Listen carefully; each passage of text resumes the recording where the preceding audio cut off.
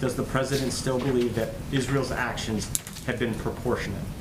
Well, first, Josh, let me remind people that the president also did 2 calls over the weekend that we did readouts of.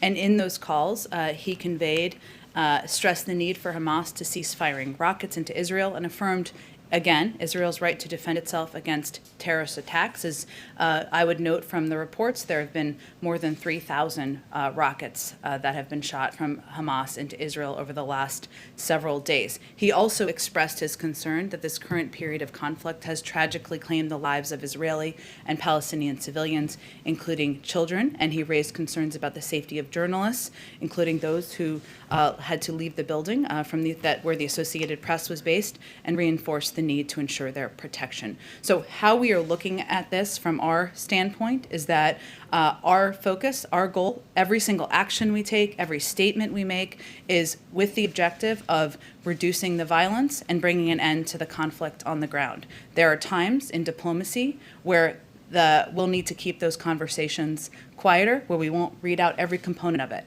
But that is our objective, and that is the prism through which every action and every comment is being made. Speaking of domestic politics, you have a letter from a majority of the Senate Democrats calling for the White House to demand a ceasefire. You also have Democrats in the party, Alexandria Ocasio-Cortez, calling Israel an apartheid state.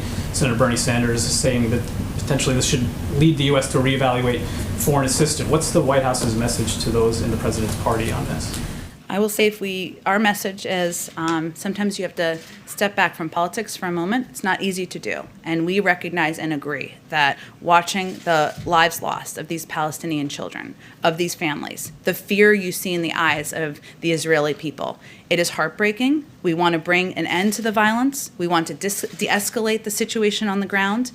The role we feel we can do that through, the most effective way we feel we can do that is through quiet and intensive diplomacy. And that is what our focus is on at this point in time. But we share an objective of de-escalating the circumstances on the ground. We share a view that a 2-state solution is the only way to bring a lasting end to the violence. And then